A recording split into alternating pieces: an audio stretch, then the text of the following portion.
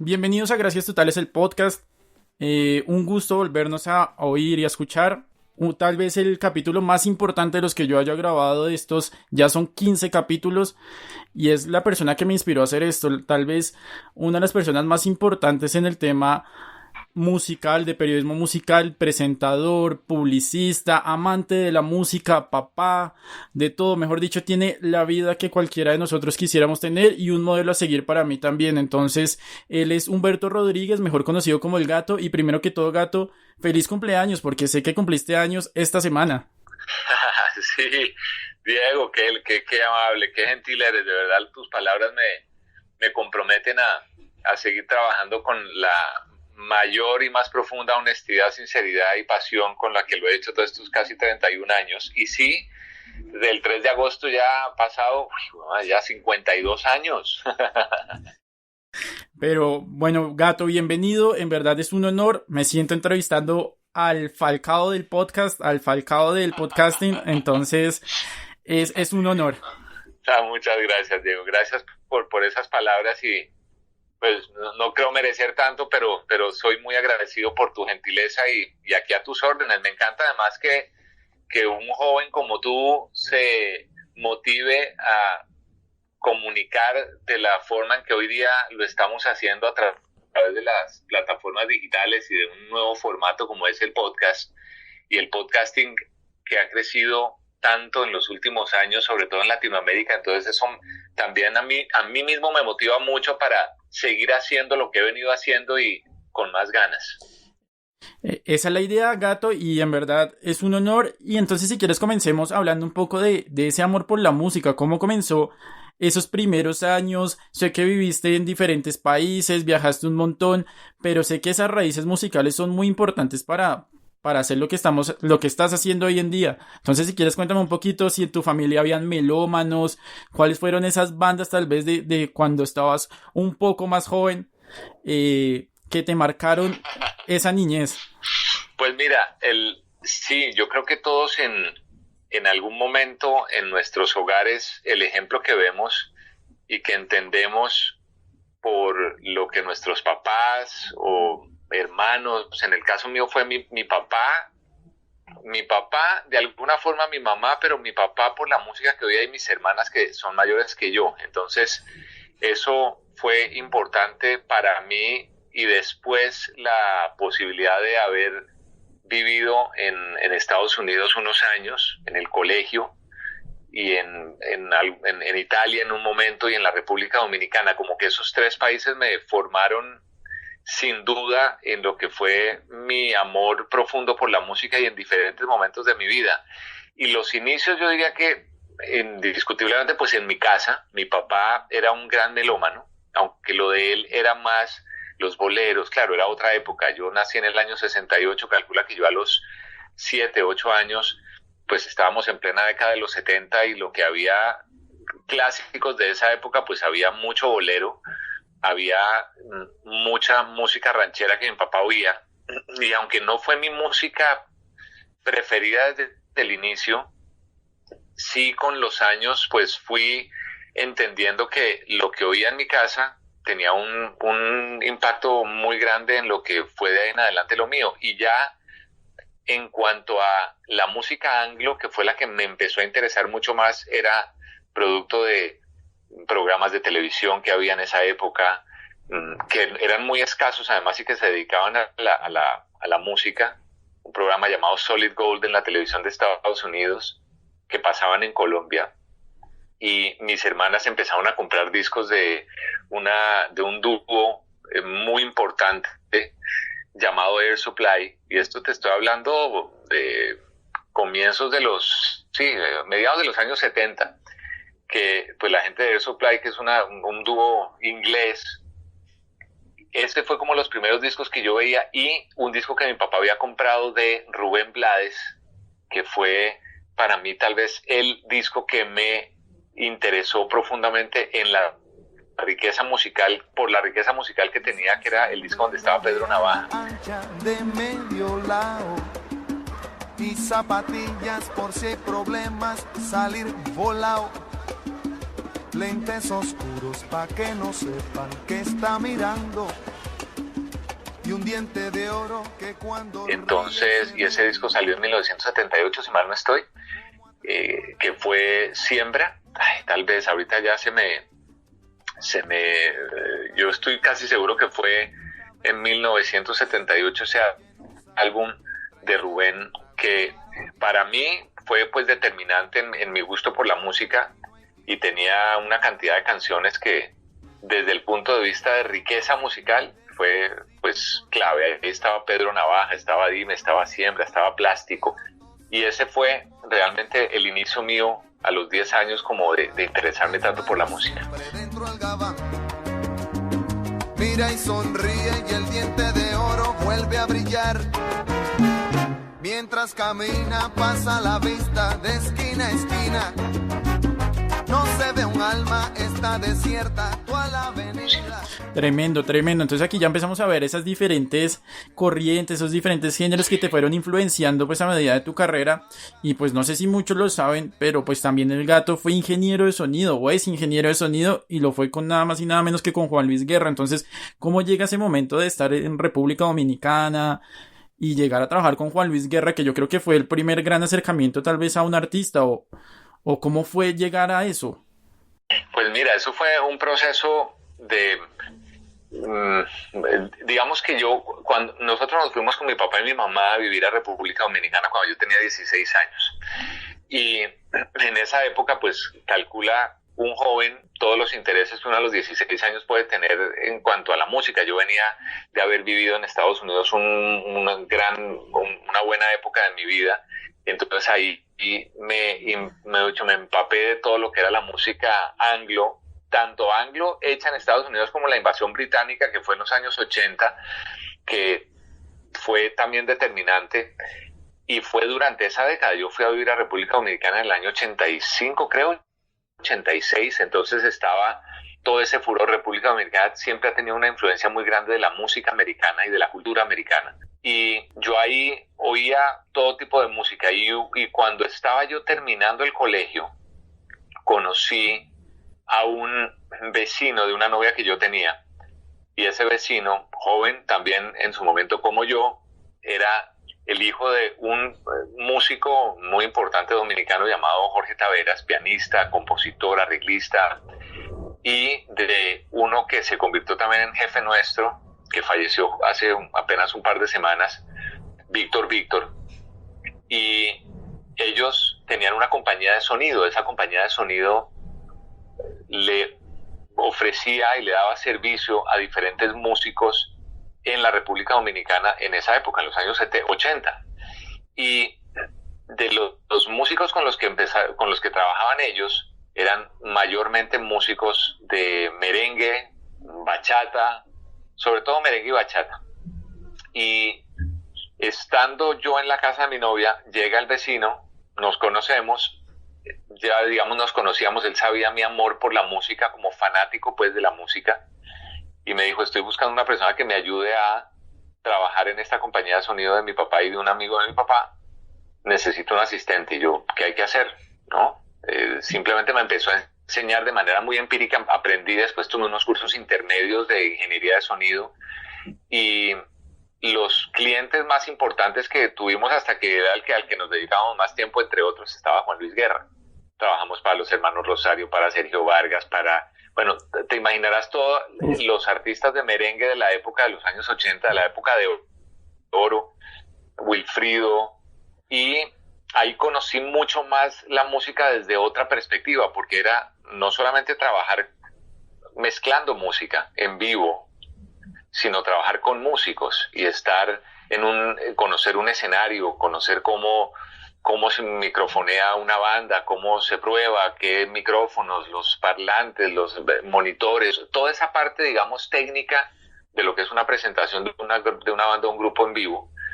Y por ahí me metí de lleno, y ahí estuvimos trabajando con Tuto 3 años aproximadamente con Juan Luis Guerra, hasta que ya Juan Luis tomó una dimensión mucho mayor, necesitaba un grupo de trabajo más especializado, que es de hecho con el mismo equipo con el que lleva trabajando él desde que nosotros nos fuimos en ese 90-91 hasta el día de hoy. Es prácticamente el mismo equipo de trabajo, porque Juan Luis ha sido así tanto en músicos como en ingenieros. Y yo en ese momento terminé manejando a un grupo de rock, como manager de un grupo de rock, porque trabajando en eso conocí a un grupo de personas que me invitaron a participar en un proyecto musical y ahí terminé. Pero bueno, eso es parte de otra historia, pero el haber trabajado con Juan Luis fue por eso. Tremendo, tremendo. Yo creo que tremenda historia y comenzar así tal vez esa carrera en el mundo de la música, esa carrera en el mundo del entretenimiento, pues tremendo aprendizaje también. Y ya sabemos que tú llegas aquí a Colombia y trabajas tal vez con las personas más importantes en cuanto a la radio juvenil y musical. Yo creo que la historia de Colombia, que pues fue el señor Alejandro Nieto, que pues ya ahorita no nos acompaña, y Andrés. Entonces, ¿cómo fue llegar aquí a Colombia y dar esos primeros pasos en el mundo de la radio, pero en Colombia? Entonces, cuéntame un poco de eso y obviamente recordando a Alejandro que pues todos sabemos es tal vez la persona más importante en la historia de la radio, de entretenimiento y musical que ha tenido Colombia. Y Alejo además sigue siendo, porque pues aunque ya no está con nosotros, pues lo recordamos mucho y yo particularmente lo recuerdo muy seguido. Una persona clave, importante en mi carrera y en mi desarrollo en la radio en Colombia, porque Alejo fue el que me dio la primera oportunidad de trabajar y me abrió un micrófono cuando estaban haciendo La Mega en el año 1994. Yo llegué unas vacaciones a Bogotá, yo estaba viviendo en República Dominicana. Yo ya trabajaba, digamos, en la radio en República Dominicana, porque cuando estuve trabajando en sonido, después de Juan Luis, yo entré a formar parte de este grupo de rock como manager de un grupo de rock, y ahí conocí al manager de otro grupo de rock que era asistente de una emisora de radio, y por él llegué yo, eso es otra historia larga, pero por él yo llegué a montar el estudio de grabación, a manejar el estudio de grabación, y terminé haciendo radio, comenzando a hacer radio en octubre del 89, hace 31 años.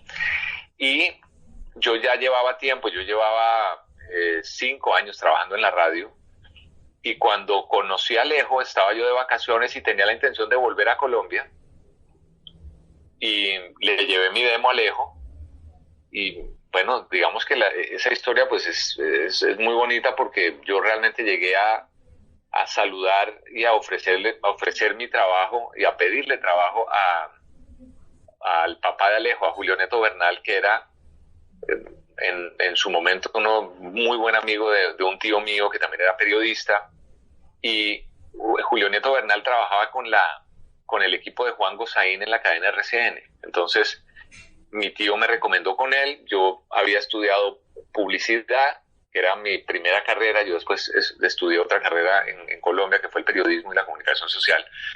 Y en Julio, cuando vio mi hoja de vida, dijo: pero yo creo que tú te acomodas más como para una emisora más juvenil. Mi hijo acaba de abrir una emisora, de montar una emisora aquí en RCN, que es La Mega. Esto fue en marzo, habían lanzado la emisora, y yo llegué como en mayo de ese año, junio. Tremendo. Y Alejo oyó mi demo, y de ahí en adelante pues terminamos trabajando, porque esa historia también es muy larga, Dieguito, pero ahí terminamos trabajando con Alejo, que me dio la primera oportunidad de hacer radio en Colombia, y de ahí el resto historia. Muy chévere esa historia de saber que pues nada más y nada menos que Alejandro Nieto y tú y pues Andrés también comenzaron este bello mundo de la radio musical y la radio juvenil aquí en Colombia. ¿Y qué viene después de? Nosotros sabemos que empiezan a hacer, obviamente muchos años después, el tema del podcasting, y a mí me impresiona mucho que tú tienes un podcast ya hace muchos años, tal vez más de 10 años, que es La Hora del Gato, y pues también el que me atrajo mucho más, que es El Poder de la Música. Entonces, si quieres, háblame un poco de cómo llega ese mundo del podcasting a tu vida, que yo creo que es tal vez ese amor y seguir haciendo contenido propio, que a mí eso es lo que más me gusta, pues a mi parecer, a la hora de hacer podcast. Pues mira, cuando yo salí de Colombia nuevamente, que fue la más reciente, que ya hace 19 años, que 18 años, yo estaba haciendo La Hora del Gato, que era un programa que había tenido mucho éxito en la radio colombiana. Tú seguramente estabas muy pequeñito cuando eso. Sí.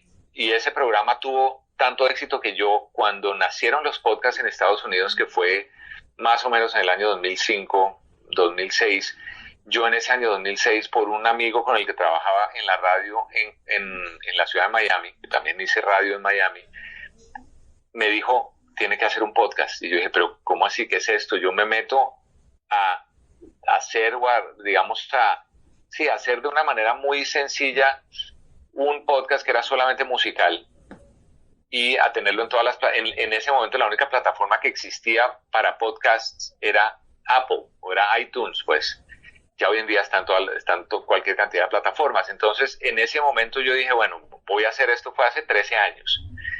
Y ahí comencé a hacer La Hora del Gato. Con los años, y se especializaron las plataformas, como La Hora del Gato era un programa o era un podcast, perdón, que contenía, netamente era musical, y yo ponía las canciones completas, por cuestiones de derechos de autor, me mandaron a quitar el programa de las plataformas, de casi todas. La primera fue Spotify.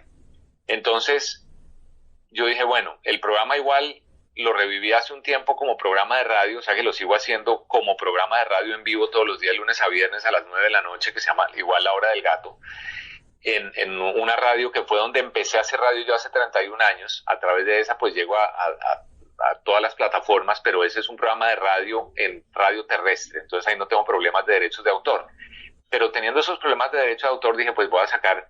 Nosotros hace un año y medio más o menos montamos una plataforma productora, multiplataforma de entretenimiento, productora entre otras cosas de podcast, con mi esposa y un socio mexicano que se llama Revolución Network. Sí, yo la tengo. Montamos, buenísimo. Y entonces ahí montamos, tenemos diferentes categorías, podcasts, diferentes talentos, y yo ahí tengo 2 podcasts. Uno que es de noticias, que hago todos los días, que se llama El Daily con el Gato, que son las noticias, digamos, para uno estar al día en 5 minuticos de lo que está pasando en el mundo, y uno que es semanal, aunque he estado un poco perdido en las últimas semanas por razones de lo que estamos viviendo, que es un podcast que se llama El Poder de la Música, donde yo realmente surge esa idea, primero, de aprovechar lo que es comunicarse a través de podcasts. Los podcasts son, Diego, tú sabes perfectamente porque tienes uno, es la manera de hacer radio como la radio que yo hacía hace 31 años, o hace 20 años, o hace 15 años, que es una radio más hablada, es una radio más conversada, es una radio donde uno tiene tiempo para compartir, para interactuar. La radio, después de muchos años, sobre todo en Estados Unidos, se fue convirtiendo muy mecánica, muy automatizada, además muy repetitiva. Las canciones son las mismas, el modelo del top 40 de poner en 3 horas las mismas canciones que se repitan cada 3 horas durante 24 horas.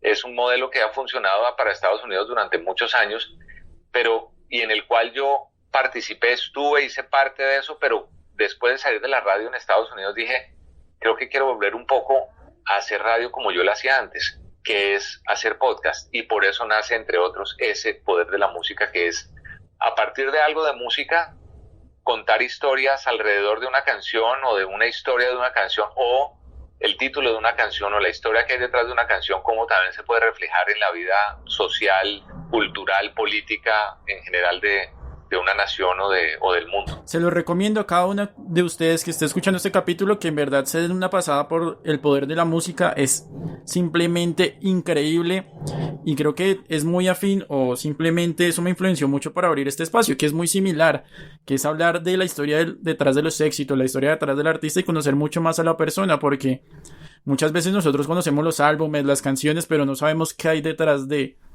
qué productor está detrás de, qué estaba pensando el artista cuando escribió tal canción, tal éxito, qué estaba pensando el podcaster, el empresario musical, el manager, en diferentes momentos de su carrera. Entonces me parece muy, muy importante ese mensaje, y también que se den una pasada, también descarguen la aplicación, es muy chévere, Revolución Network, y vemos que es un colombiano que está llevando el podcast a otro nivel. Entonces eso es sorprendente, Gato, y en verdad es una admiración profunda y eterna. Yo creo que tienes la vida de que yo en algún momento quiero hacer, que es salir al aire en radio, tener un espacio musical, ser manager, que eso tal vez lo hable en su momento con la Ramona, que ya vamos a empezar a hablar de ella, que también es simplemente increíble, y es un proyecto que también me parece tremendo. Entonces Muchas gracias, Gato, también de nuevo por esta oportunidad y empecemos a hablar tal vez de la industria musical, cómo está ahorita esa industria musical a nivel mundial y especialmente en Colombia, que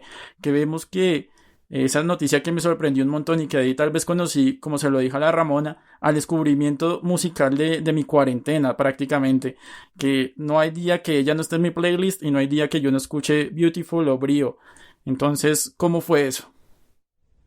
Bueno, digamos que muchas gracias de antemano. Sí, la Ramona es una súper artista y tengo el privilegio de ser su manager personal y bueno, eso en su momento cada vez nos enteraremos de más cosas lindas que están pasando alrededor de ella y de su música. Yo, ¿cómo veo la situación de la música en Colombia? Es muy global el tema porque, digamos, se puede generalizar mucho de cómo está la música en el mundo y esta situación o esta pandemia le ha dado una ventana a una cantidad de personas, de artistas, sobre todo a que surja y se solidifique el artista independiente, un artista que cada vez menos necesita de una disquera, aunque sigo pensando que una disquera sigue siendo muy importante por el tiempo, por la trayectoria, por las conexiones, por lo que se necesita en la industria, por cómo conoce los mercados, por sus promotores, por el mercadeo, por la promoción, es decir, son muchas cosas, pero a lo que voy es que la música en el mundo, gracias a las plataformas digitales, pues ha logrado globalizar, ¿cómo decirlo en una palabra? Que es que sí, que realmente la música ha tenido esa gran ventana donde yo aquí en mi casa, si soy músico y hago una canción aquí en mi closet, en mi cuarto, en mi sala,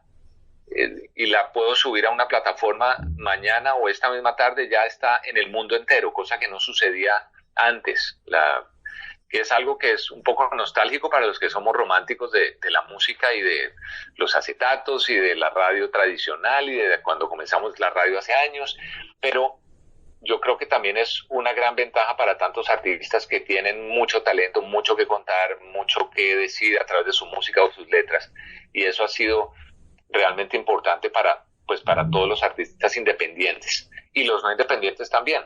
Hoy en día vemos como las disqueras están aprovechando las plataformas digitales para potenciar mucho más el alcance que tienen con sus artistas, que ya de por sí les pueden ayudar a vender miles o millones de copias de discos. Entonces, en ese sentido, yo creo que desde el punto de vista de distribución y desde el punto de vista creativo y de poder llegar a masas, eso es lo que está viviendo el mundo. En Colombia estamos viviendo algo muy bonito y es que nos están reconociendo mucho por los diferentes géneros que están saliendo de Colombia, porque no es solamente ahora, claro, mundialmente lo más popular o lo más importante es la música urbana, que aunque se ha ido evolucionando un poco, tiene sus raíces, digamos, en cómo arrancaron y con la misma esencia con que arrancó esa música urbana, pero ha logrado también hacer parte de otros géneros, de unirse a otros artistas e ir creciendo a nivel mundial. Y de los exponentes más importantes que hay en el género, los más importantes en el top 5 hay 2 colombianos. Y eso nos debe llenar de muchísimo orgullo. Entonces, eso independiente que esté uno de acuerdo o no con las letras de las canciones o con lo que le guste la música o no, pero pues es una realidad y a Colombia en este momento nos están viendo como un país lleno de muchas bondades musicales, porque no son solamente esos artistas urbanos, son otros artistas tropicales, son otros artistas del género pop, del género también del rock. Entonces como que Colombia vive un momento muy clave en el desarrollo cultural que está llegando. Muchos de esos artistas además han sentado sus bases y sus casas y sus sitios de trabajo fuera del país, cerca de Colombia, están siempre en contacto con Colombia, entonces eso también ayuda a que la música se siga internacionalizando como yo creo que merece nuestra música colombiana, que es tan rica en todos los sentidos. Y digamos, eso es lo que yo veo que está pasando con la música de nuestro país, que tenemos un potencial de seguir llevando y poniendo bien en alto el nombre del país por algo tan bonito y tan importante y tan poderoso como es la música, y no de cosas negativas necesariamente como el narcotráfico, como la política o la corrupción o lo que sea, que pues está siempre en las primeras páginas de los periódicos, ¿no? Sí, tienes toda la razón. Yo creo que es un momento esencial para conocer nuevos artistas y que aquel día precisamente estaba leyendo sobre esto. Muchos estamos siempre descubriendo. ¿Por qué? Porque tenemos mucho más tiempo en casa, no andamos en el corre-corre de ir de un lado a otro, de transportarnos de un lado a otro. Entonces tenemos esas playlists de descubrimientos o ese tema de los algoritmos que nos ayudan a descubrir nuevos artistas de acuerdo a nuestros géneros favoritos. Entonces yo creo que es una oportunidad esencial para que todos nos demos una pasada y veamos esos descubrimientos tanto colombianos como a nivel mundial que se pueden encontrar muchas cosas chéveres. Y que completamente de acuerdo con lo que dice el gato, que ahorita las plataformas son el principal ítem de distribución de cualquier disco, de cualquier sencillo. Y también me parece muy chévere lo que están haciendo, tal vez, no sé si has visto los diferentes artistas en Colombia en cuanto al manejo de sus propuestas de comunicación, del manejo de las redes sociales y eso. ¿Tú cómo has visto eso? Vemos que ahora están esos lives, ahora pues obviamente esa producción dentro de los lives antes era muy básica, ahora están haciendo cosas tremendas. Esta semana anunciaron el Día del Rock con todo el line-up, que va a ser una experiencia 360 con temas de VR. Entonces, ¿cómo ves esto? ¿Cómo ves también, por ejemplo, Cosquín Rock, que está por ahí, está la Ramona? Entonces, ¿cómo ves esto? Pues yo lo que veo es que lo que tiene que, digamos, lo veo súper bien, porque mira, en Colombia, yo ahorita decía, hay 2 grandes o 3 grandes músicos que en el mundo están liderando las listas y son artistas urbanos. Pero ya Colombia musicalmente no depende solamente de esos artistas.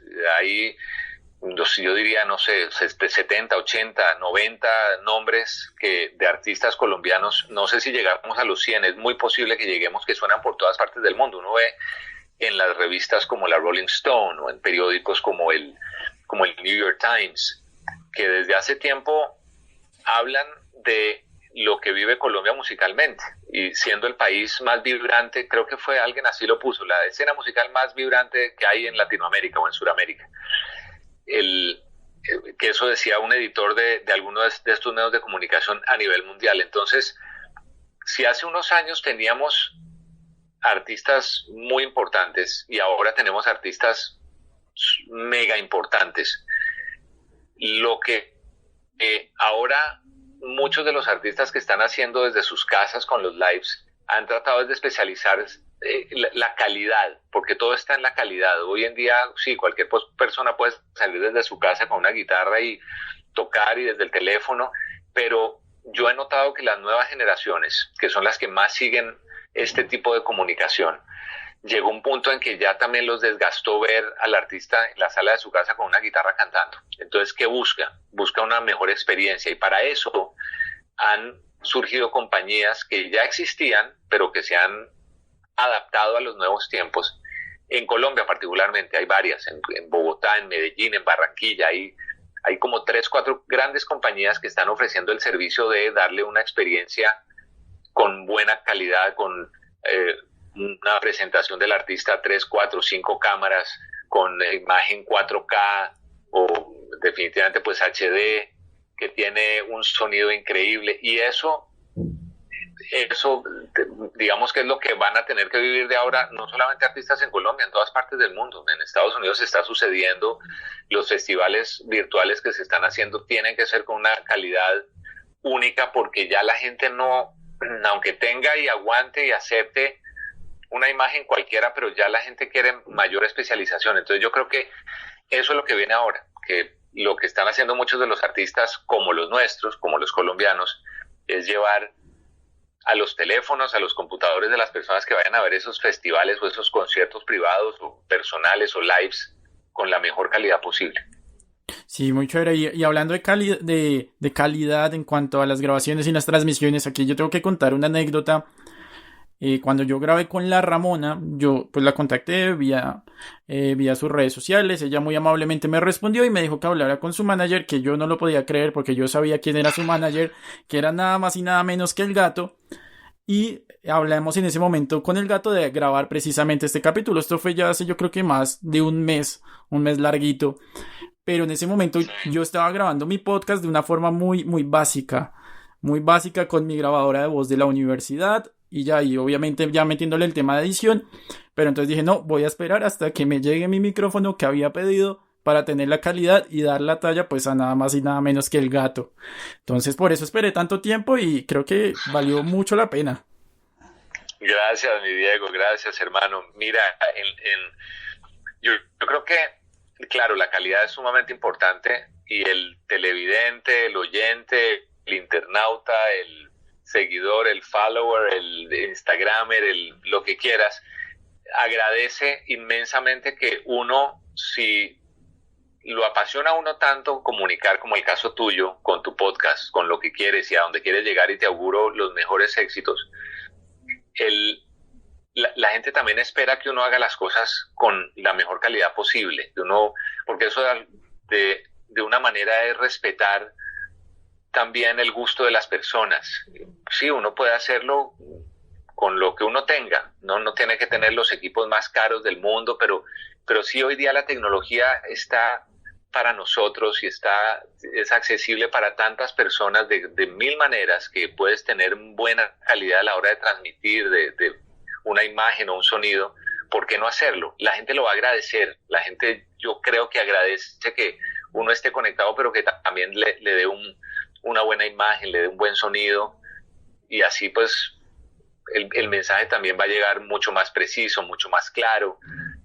Vamos a tener más formas de que la gente pueda compartir nuestro contenido a otros lados, a otras personas, que sea de fácil acceso. En fin, yo creo que uno sí tiene que preocuparse de la calidad, no que sea una obsesión, pero que sí sea un deber de uno llevar la más alta calidad posible que uno tenga como respeto hacia los oyentes. En el caso pues de podcasting, y en el caso aunque ya videos también se hacen en podcast, en imagen también, tú ves que los bloggers, los youtubers también están buscando curar mejor lo que están haciendo, su contenido, hacerlo con mejores cámaras, con mejor sonido, con una mejor edición. Todo eso a la postre la gente lo percibe, es algo que está ahí como implícito y está ahí, y se nota quién le mete más cariño y le pone más pasión a la cosa, o lo hace con más pasión que los otros, y así yo entiendo que la gente lo percibe. Sí, completamente de acuerdo. Y Gato, ya tal vez para ir cerrando, yo siempre acostumbro a cerrar con una pequeña sección inspirada en Gustavo Cerati, que yo supongo que está ese gran amor. Gustavo Cerati decía que cuando una persona compartía una canción, estaba compartiendo un pedacito de ella. Entonces aquí empezamos a hablar de tu top 5 de artistas, álbumes, canciones que hayan marcado tu historia. Que esas 5 canciones que nosotros debamos decir, esto es el Gato. Entonces, ¿te animas? Sí, claro, las tengo, creo que las tengo muy claras. Listos de una. Del 5 al 1 no importa el orden, pero pues las 5 que me marcaron, sin duda Rubén Blades. Sin duda Rubén Blades puede ser el álbum Siembra del 78, que es donde está Pedro Navaja, pero igual puede ser Buscando América, donde estaba Decisiones. Igual Rubén Blades, ese es uno. Ay, qué problema. En casa el novio ensaya qué va a decir. Seguro que va a morir cuando los padres se enteren. Y aunque él otra solución prefiere, no llega a esa decisión. Otro artista que me marcó, bueno, mi banda favorita, que es de Irlanda, que es U2. Uf. Ese sería el segundo.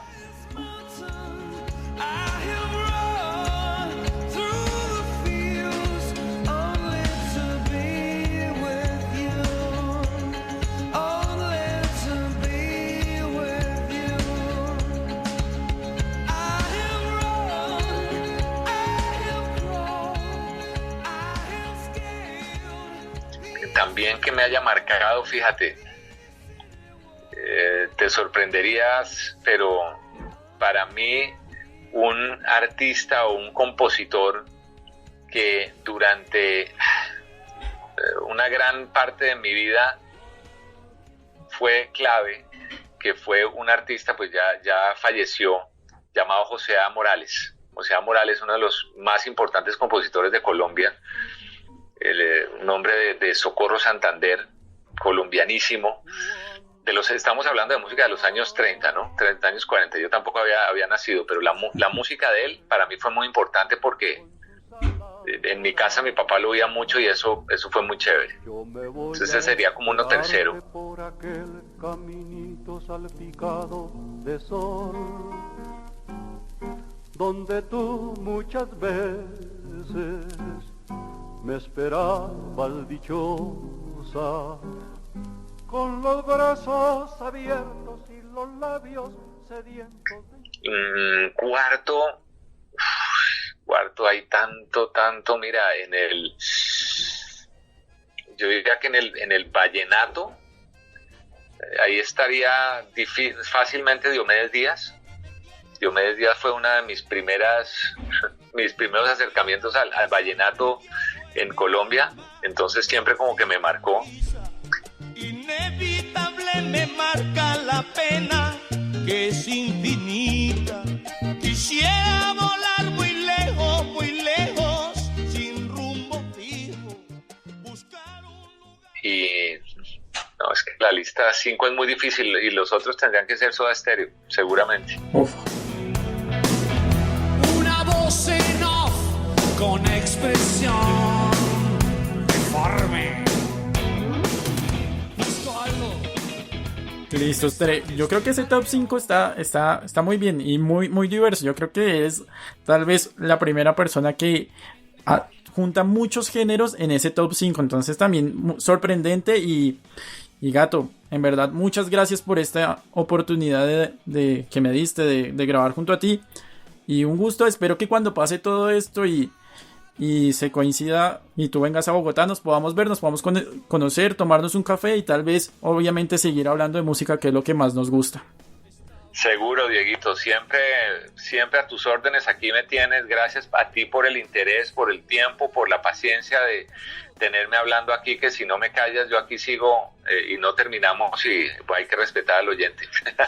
Gracias, Dieguito. Listos, esto fue Humberto Rodríguez, mejor conocido como El Gato, para mí el Falcao del podcasting y mi podcaster favorito. Gracias. Muchas gracias, no olviden obviamente leernos en folio.co, esta marca que nos está apoyando, este portal de tecnología y diferentes temas de actualidad, y sigan votando en los Latin Podcast Awards, que todavía estamos en competencia y muy pronto sabremos los resultados. Ojalá podamos ganar y traer una categoría aquí a Colombia. Esto fue Gracias Totales el podcast, nos oímos en una próxima oportunidad.